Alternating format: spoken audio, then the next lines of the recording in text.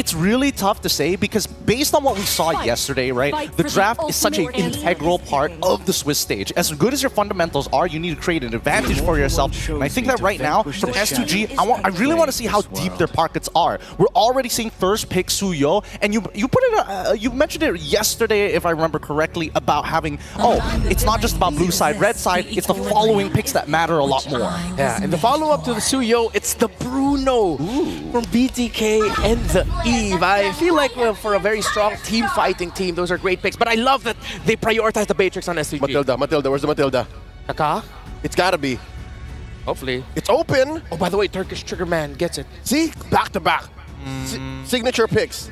It's gotta be. Come on, Pagu. I think they have to decide between the Chone as well as Matilda, right? Both providing two different use cases, but at the same time, we've seen how Cho has been devastating games. You got it right on the dot. It's going to be the Matilda this time around. They prefer the mobility. Yeah, the first 3 picks of S2G Scream. Yeah, we heard what you said, and we're kind of pissed off about it.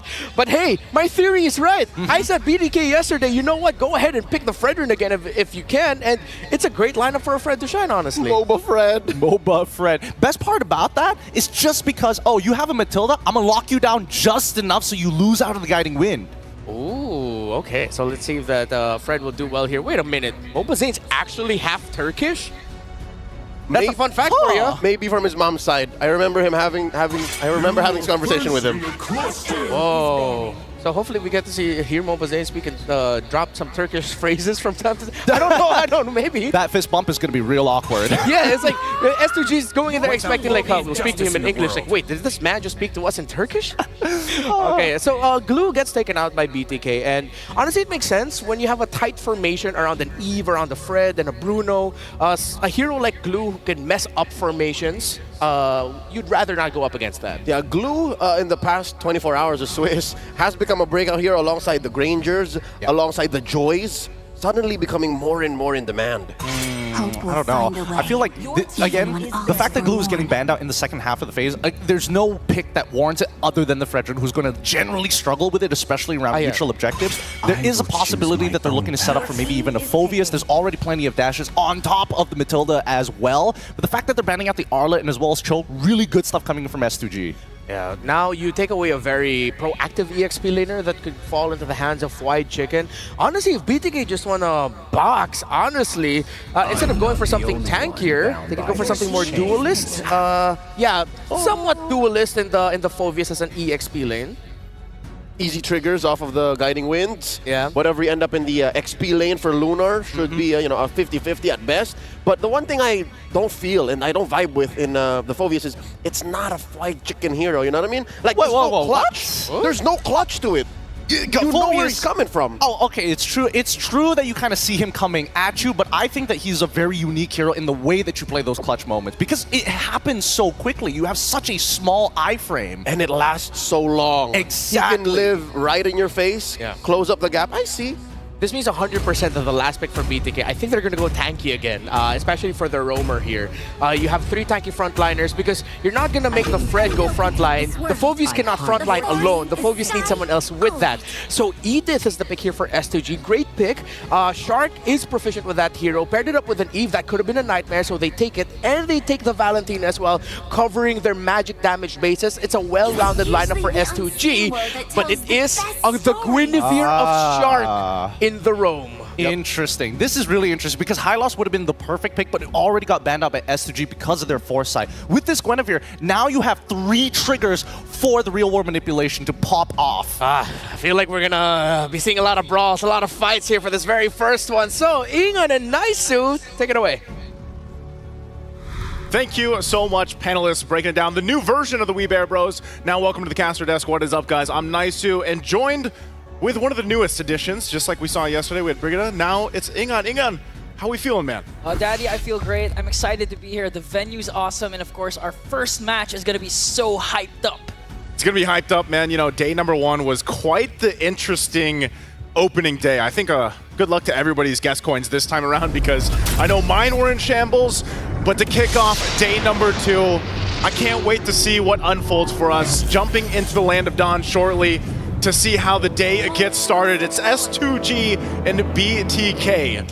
to break things down and get things started. I'm wondering, you know, this is now the second time MLBB has brought out an old pick of his that actually worked out really well yesterday. MLBB Fred. It's the Fredrin again. And actually, this boils back to Leo's point a while ago, wherein he said that it's all about mastery instead of the meta. If this is MLBB's mastery, why not? And work up against a Joy, and this time it's up against Suyo. So let's see if BTK alongside MLBB can actually pull things off once again.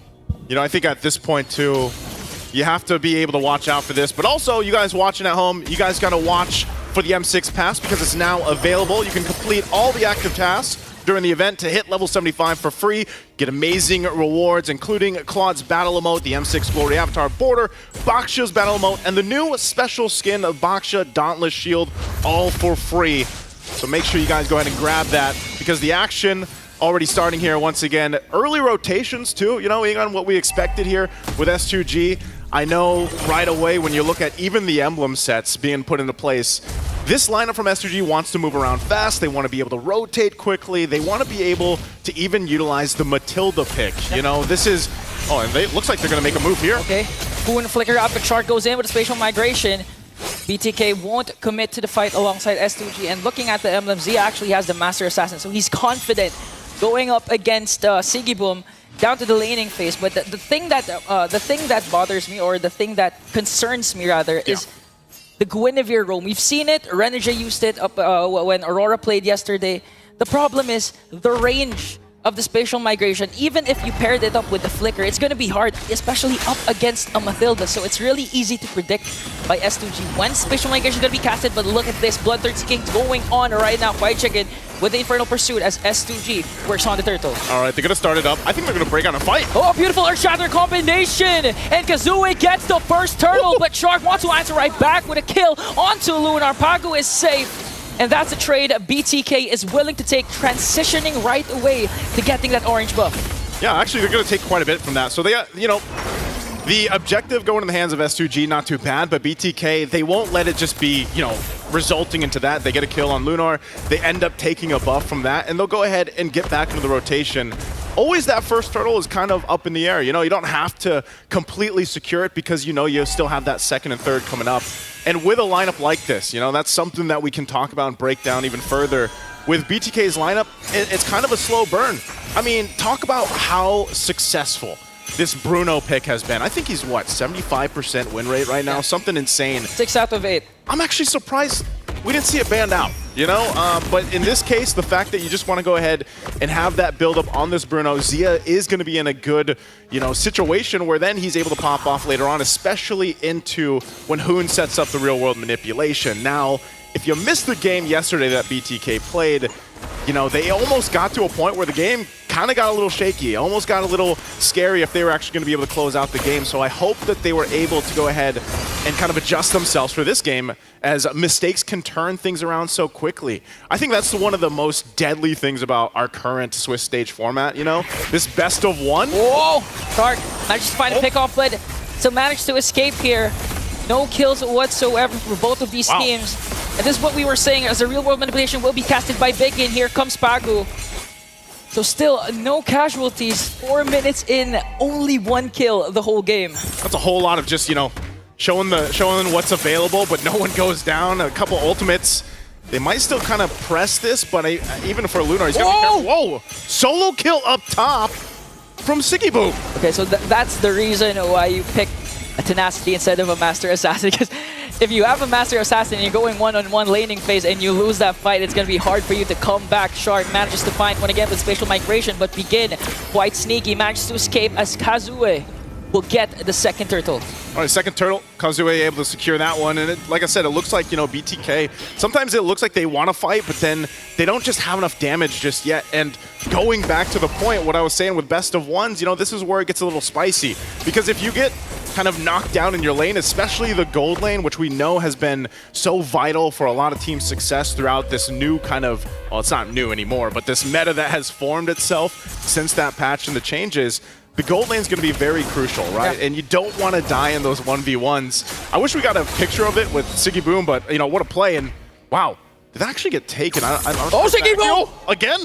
You can almost feel the damage because he picked up his first item, Blade of Despair, compared to Zia with the Haskell. So you know, by the item prioritization, Zia is really behind compared to Sigibum, the Turkish trigger man. Zia's not having a good time, man. You know, I guess you don't bring a soccer ball to a gunfight. Look at this. Oh, and they're bringing Kazuha with him to bring down Shark and try to bring him down. But Shark, quite sneaky, will be able to escape. But look at the pressure S2G is putting on BTK. They're actually going to take down a first-tier turret up top. Almost there. Forcing a reaction coming in from BTK.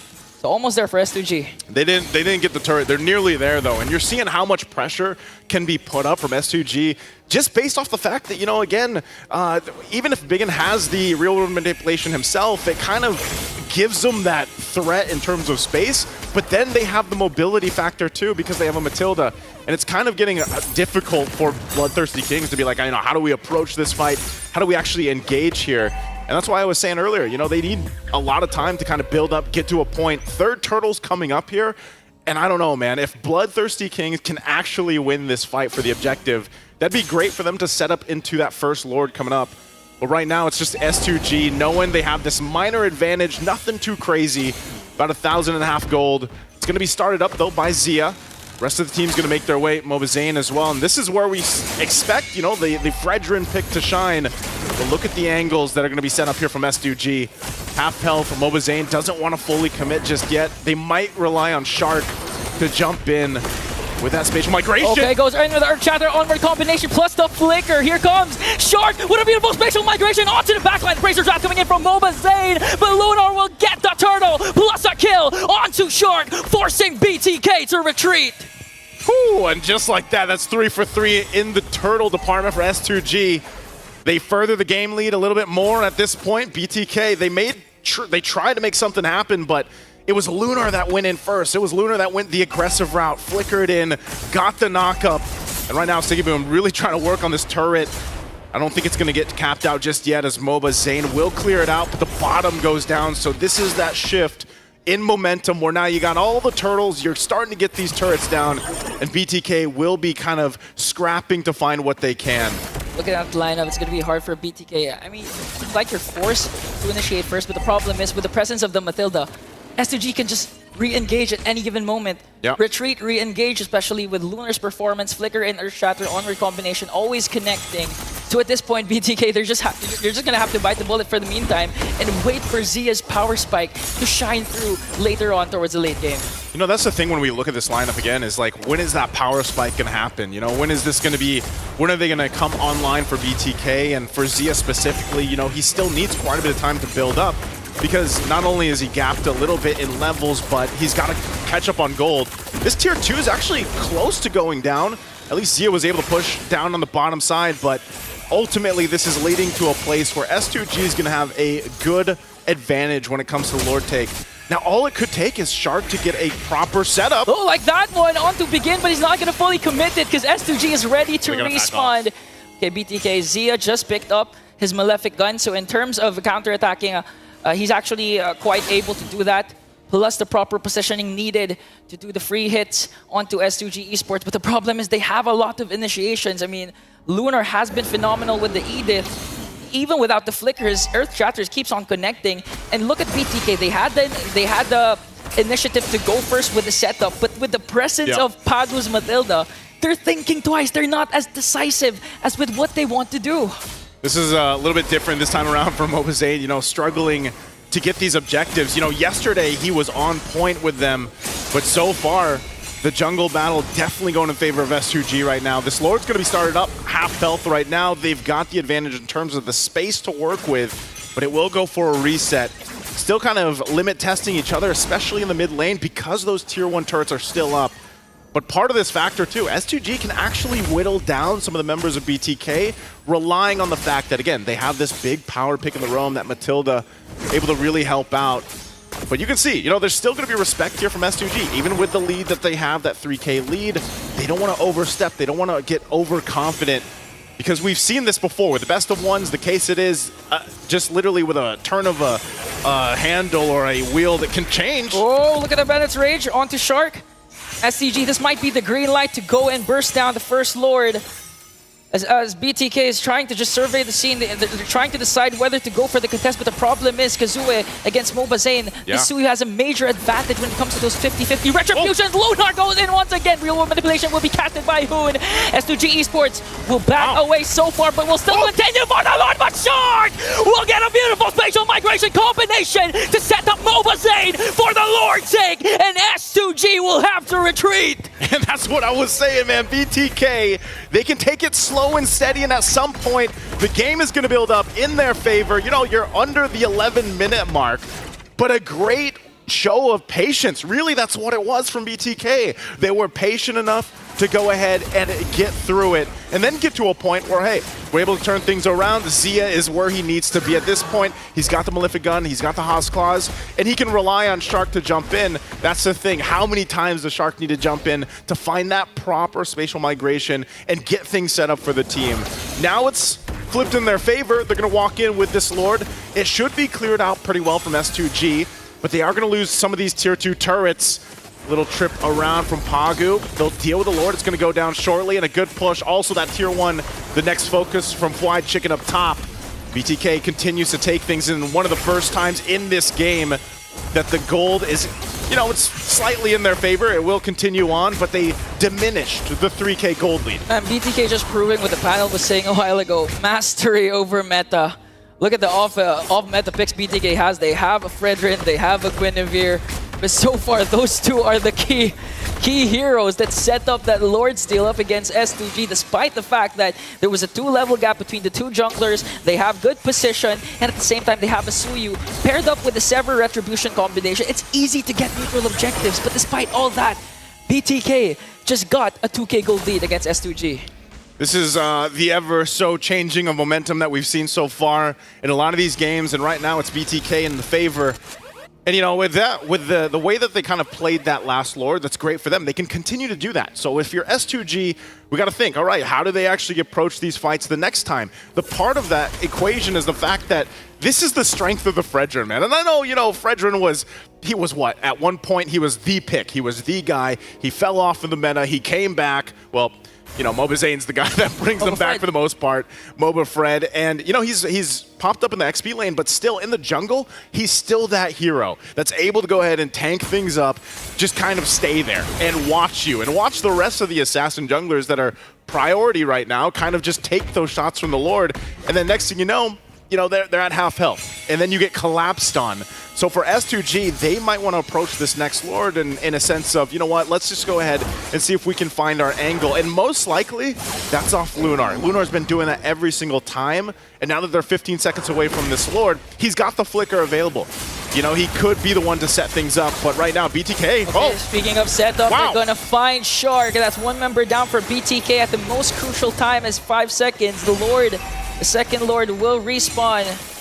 And S2G, they have a decision. Will they go for the Lord push? Will they go for the Lord burst? Or will they take down bodies from BTK? They're trying to poke down Hoon. Here comes the Circling Eagle, but Hoon manages to flicker out. But look at Siggy Boom, the Turkish Trigger Man with the Renner. Takes down Hoon. Now Mobazane trying to soak up every single damage. Zia, though, quite alive still. But 5 members of STG are surrounding this second Lord. Will BTK pull off another miracle and steal away this Lord? They're going to go for it. It's the quarter of the health. Okay, here comes Circling Eagle once again. It's going to be retribution battle! Sia gets a kill! Zane gets the Lord! And BTK, green light on the attack! Infernal pursuit from Fried Chicken, but he's going to fall down as well. Zane and Zia connected. We'll get another one as Shark manages to find Siggy Boom. A double kill for Zia.